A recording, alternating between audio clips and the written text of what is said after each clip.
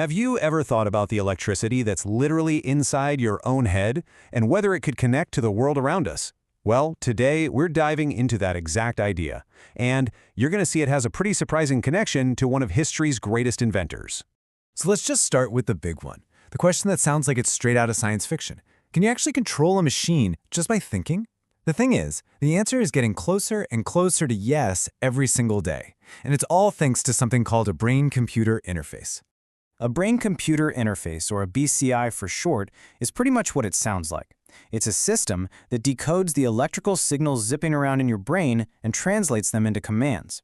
Now, this isn't magic, and it's definitely not mind-reading. It's really about turning raw biological data into real-world action. So, to really get how a BCI works, we have to start right here, with the brain's own electricity. You can almost think of your brain as your own personal organic power plant.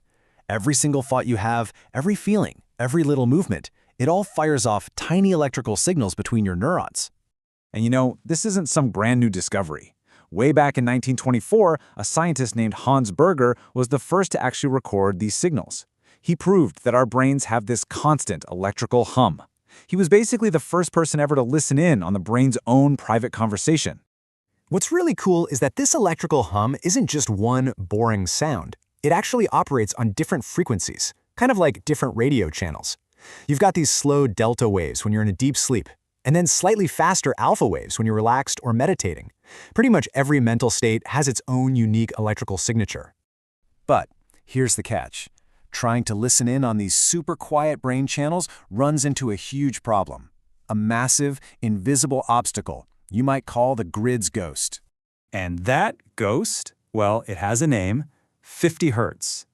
In a huge part of the world, that is the frequency of the electrical grid that powers our homes, our cities, everything. And in our story today, it's kind of the antagonist. I mean, the scale of this problem is just immense. The brain signals are incredibly faint. We're talking tiny little microvolts, but the background noise from our power grid, it is a massive, overwhelming roar. The brain's whisper gets completely drowned out by all that static.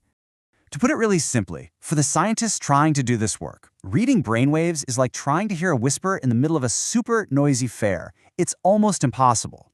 If a BCI can't filter out that constant 50 hertz roar from the power grid, the actual brain signal is just gone, completely lost.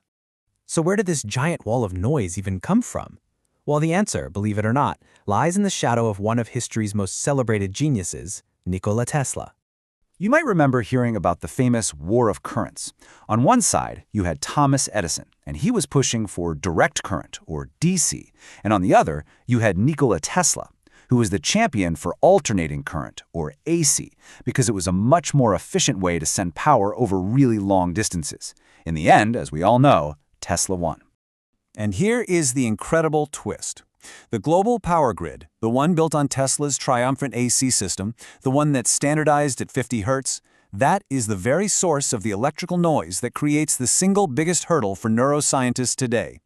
Tesla's greatest victory actually created an unintended, massive challenge for the future of brain science.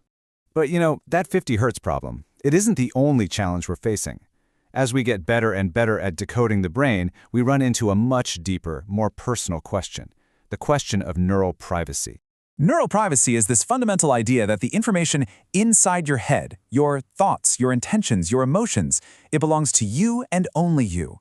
It's the right to keep your own mind from being accessed or monitored without you explicitly saying it's okay. And this, of course, leads to a pretty unsettling question.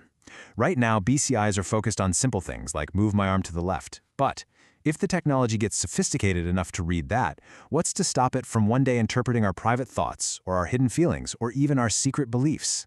This whole conflict puts us at a profound crossroads, and it forces us to ask the ultimate question about this technology. Is it a tool for development, or is it a tool for intrusion? BCI technology really is a two-sided coin. The promise is absolutely incredible, giving movement back to people with paralysis, maybe curing neurological diseases, creating entirely new ways for us to communicate. But the risks, they are just as profound. The possibility of our thoughts being hacked, emotional surveillance by corporations or governments, and maybe, ultimately, the loss of our own mental freedom. And so that's what we're left with, this crucial, central question.